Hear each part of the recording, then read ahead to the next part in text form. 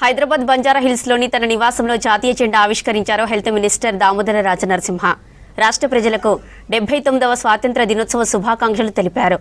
దేశ స్వాతంత్ర్యం కోసం త్యాగాలు చేసిన అమరవీరులను, ఉద్యమకారుల పోరాటాలను మంత్రి గుర్తు చేశారు.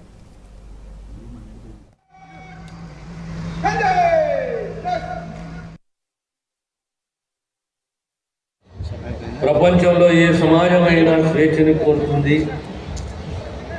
మన దేశం కూడా స్వేచ్ఛ, స్వాతంత్రం, స్వయం పాలన కోసం సుదీర్ఘ పోరాటం చేసింది. మహాత్మా గాంధీ నాయకత్వంలో అహింసని ఆయుధంగా మలిచి చేసిన మహాసంగ్రామం మన స్వతంత్ర పోరాటం. అటువంటి ఎంతో మంది మహానుభావుల త్యాగాల ఫలితమే నేటి మన స్వతంత్ర భారతం. స్వతంత్ర భారతం దార్శనికతతో కూడిన నాయకత్వాన్ని, ప్రజాస్వామ్య పాలనను అందించింది. నెహ్రూ ప్రారంభించిన ప్రాజెక్టులతోనే దేశం సస్యశ్యామలమైంది. ఓ పంపిణీ, పేదలకు ఇండ్లు, ఇంటి స్థలాల వంటి పథకాలను ఇందిరాగాంధీ ప్రవేశపెట్టింది.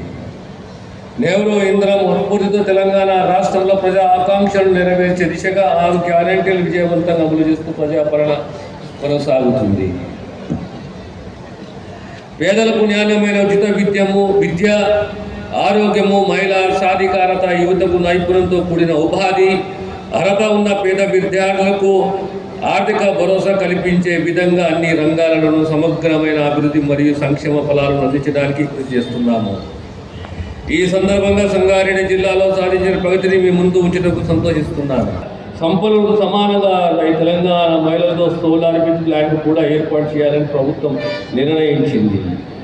ఇండియన్ ఆయిల్ కార్పొరేషన్ లిమిటెడ్ వారి సౌజన్యంతో జిల్లాలో మహిళా సమైక్య ద్వారా సంగారెడ్డి పట్టణంలో ఏర్పాటు చేసిన పెట్రోల్ బంక్ విజయవంతంగా నడుస్తుందని తెలపడం సంతోషిస్తున్నాను.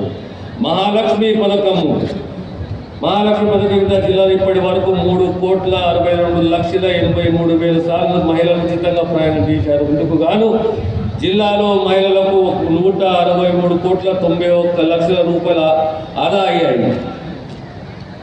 500 గ్యాస్ సిలిండర్ పథకం కింద జిల్లాలో అర్హులైన 1,76,000 మంది 76,570 మంది వినియోగదారులకు ఎల్పిజి గ్యాస్ సిలిండర్ సబ్సిడీ 21,68,05,000 రూపాయలు అందించింది. పేదరిక నిర్మూలన, పేదల ఆకలి తీర్చడంతో పాటు వారి ఆత్మగౌరవం దీవించేందుకు ఇందిరమ్మ ఇల్లు, సన్నబియ్యం పథకాలను